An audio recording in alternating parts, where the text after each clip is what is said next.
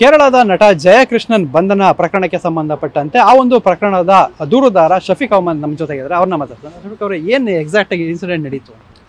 ಸುಮಾರು 9ನೇ ತಾರೀಕು 10:45ಕ್ಕೆ ನನಗೊಂದು ಬುಕ್ಕಿಂಗ್ ಬರುತ್ತೆ ಊಬರ್ ಆ್ಯಪಲ್ಲಿ. ನಾನು ಅಕ್ಸೆಪ್ಟ್ ಮಾಡ್ತೀನಿ. ಅಕ್ಸೆಪ್ಟ್ ಮಾಡಿದ ಕೂಡಲೇ ಕೇಳಬೇಕಲ್ಲ ಎಲ್ಲಿ ಬರಬೇಕು, ಎಲ್ಲಿ ಡ್ರಾಪು, ಎಲ್ಲಿ ಪಿಕಪ್ ಅಂತ ಕೇಳಿದರೆ ಕರೆಕ್ಟಾಗಿ ಮಾತಾಡ್ತಿರ್ಲಿಲ್ಲ. ನಾನು ಮತ್ತೆ ಕೇಳಿದೆ ಎಲ್ಲಿಗೆ ಬರಬೇಕಂತ. ನೋಡಿದರೆ ನನಗೆ ಗೊತ್ತಾಗ್ತಾ ಬಂತು ಇವರು ಕಾರ್ ಒಳಗಡೆನೆ ಮಾತಾಡ್ತಿದ್ದಾರೆ, ಅವ್ರಿಗೆ ಕಾರ್ ಬೇಕಾಗಿಲ್ಲ ಅಂತ. ಆ್ಯಕ್ಚುಲಿ 3 ಜನ ಒಬ್ಬರಾದ್ಮೇಲೆ ಇನ್ನೊಬ್ರಿಗೆ ಕೊಡ್ತಾರೆ ಫೋನು, ಮತ್ತು ಇನ್ನೊಬ್ರು ಮಾತಾಡ್ತಾರೆ. ಅದರಲ್ಲಿ ಹಿಂದಿಯಲ್ಲಿ ಮಾತಾಡ್ತಾರೆ, ಮಲಯಾಳಮಲ್ಲಿ ಮಾತಾಡ್ತಾರೆ. ನಾನು ಕೇಳಿದೆ ಎಲ್ಲಿಗೆ ಬರಬೇಕಂತ, ಮತ್ತೆ ಕೇಳಿದೆ ಲೊಕೇಶನು.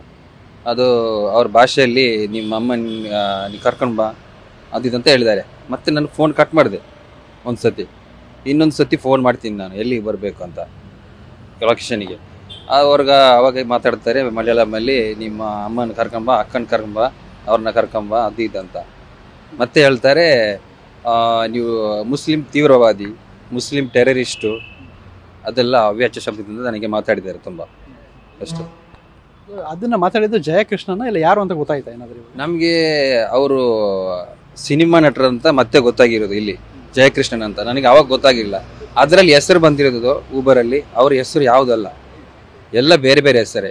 ಒಂದು ವಿಮಲ್ ಅಂತ ಬಂದಿದೆ, ಮತ್ತು ಸಂತೋಷ್ ಅಂತ ಬಂದಿದೆ ಬುಕ್ಕಿಂಗಲ್ಲಿ ಹೆಸರು ಬಂದಿರೋದು. ಇನ್ನೊಂದು ಆ್ಯಪಲ್ಲಿ ರ್ಯಾಪಿಡೋ ಆ್ಯಪಲ್ಲಿ ಹೆಸರು ನೋಡಿಲ್ಲ, ನಂಬರ್ ಸಿಕ್ಕಿದೆ ಅದರಲ್ಲಿ. ಸೊ ಅದಾದ್ಮೇಲೆ ಏನಾಯ್ತು ಅಂತ ಅಂದರೆ ನೀವು ಅಲ್ಲಿಗೆ ಹೋದಂಥ ಸಂದರ್ಭದಲ್ಲಿ ಅವ್ರ ಹತ್ರ ಕಾರ್ ಇತ್ತು, ಮತ್ತು ಏನಕ್ಕೆ ಬುಕ್ ಮಾಡಿದ್ರು? ಕಾರ್ ಇದ್ದಿದ್ದಕ್ಕೂ ಏನಕ್ಕೆ ಬುಕ್ ಮಾಡಿದ್ರು, ಈ ಥರದ್ದು ಏನಾದ್ರು ಗೊತ್ತಾಯ್ತು?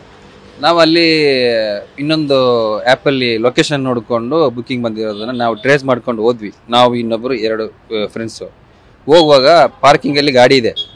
ಗಾಡಿ ಇದ್ಕೊಂಡು ಅದರಲ್ಲಿ ನಾವು ಕೇಳಿದೆ, ನೀವು ಬುಕ್ ಮಾಡಿದ್ದೀರಲ್ಲ ಸರ್, ಆ್ಯಪ್ ಬುಕ್ ಮಾಡಿದ್ದೀರಲ್ಲ, ಎಲ್ಲಿ ಹೋಗ್ಬೇಕಂತ. ಅವ್ರು ಕೇಳಿದ್ದು ನಿನ್ನ ಹೆಸರೇನು ಅಂತ. ಅವನು ನನ್ನ ಫ್ರೆಂಡ್ ಹೇಳ್ದ ಮನ್ಸೂರ್ ಅಂತ. ನಿನಗೆಲ್ಲ ಬುಕ್ಕಿಂಗ್ ಹಾಕಿರೋದು ಇನ್ನೊಬ್ಬನಿಗೆ ಅಂತ, ಆದಮ್ ಅಂತ ಇದ್ರು ಇನ್ನೊಬ್ರಿಗೆ. ಅವ್ರನ್ನ ತೋರಿಸಿದ್ದೀವಿ ನಾವು ಇವರ ಅಂತ. ಅವ್ರು ಕೇಳುವಾಗ ಅವ್ನು ನೋಡಿದ್ರು, ಗೊತ್ತಾಯ್ತು. ಆಮೇಲೆ ಮೊಬೈಲನ್ನು ಹಿಂಗೆ ಇಟ್ಬಿಟ್ರು, ಅದರಲ್ಲಿ ಆ್ಯಪ್ ಇದ್ದಲ್ಲ ನಮ್ಗೆ ಕಾಣ್ತಾ ಇದೆ. ಮತ್ತೆ ಏನು ಮಾಡಿದ್ರು, ಗಾಡಿ ಸ್ಟಾರ್ಟ್ ಮಾಡ್ಕೊಂಡು ಹೋದ್ರು ಸೀದಾ ಆ ಕಡೆ, ಅವ್ರ ಮನೆ ಹತ್ರ ಹೋಗಿದ್ದಾರೆ. ಅವಾಗಲೇ ಏನಾದ್ರು ಡ್ರಿಂಕ್ಸ್ ಮಾಡಿದ್ರೆ ಆ ಟೈಮಲ್ಲಿ ಹೆಂಗೆ ಪರಿಸ್ಥಿತಿ ಹೆಂಗಿತ್ತು ಅವಾಗ ಅಲ್ಲಿ? ನೀವು ಅವಾಗ ನಾವು ಡ್ರಿಂಕ್ಸ್ ಮಾಡಿದ್ದೀರಾ ಇಲ್ಲ ಅಂತ ನೋಡಿಲ್ಲ. ಮತ್ತೆ ನಾವು ಅಲ್ಲಿ ಗಾಡಿನ ಹುಡ್ಕೊಂಡು ಹೋದೆ. ಅವ್ರ ಹೋಮ್ ಸ್ಟೇ ಹತ್ರ ಗಾಡಿ ಸಿಕ್ತು.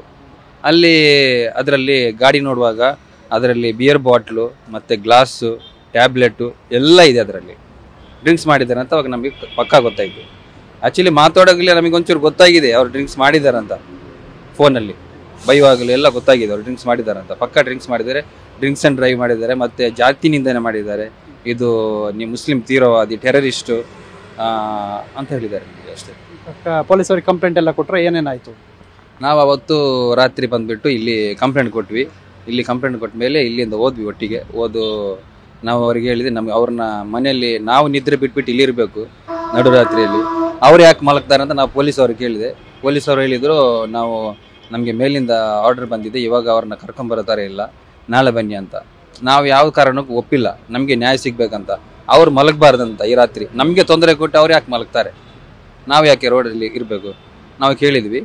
ಮತ್ತು ಅವರು ಹೇಳಿದರು, ನಾವು ಇವತ್ತು ಆಗಲ್ಲ ಏನಿದ್ರು ನಾಳೆ ಮಾಡ್ತೀವಿ ಅಂತ ನಮಗೆ ASP ಅವರು ಹೇಳಿದ್ದಾರೆ ಅಂತ ಹೇಳಿದ್ದಾರೆ. ಇವಾಗ ಅರೆಸ್ಟ್ ಮಾಡಿದ್ದಾರೆ ಅವ್ರನ್ನ. ಸೊ ಇದು ಶಫೀಕ್ ಅಹ್ಮದ್ ಅವರು ಹೇಳ್ತಾ ಇರುವಂಥದ್ದು. ಕ್ಯಾಮ್ರಾಮನ್ ರಾಜೇಶ್ ಜೊತೆ ಪೃಥ್ವಿರಾಜ್ ಬೊಮ್ಮನಕೆರೆ, TV9 ಮಂಗಳೂರು.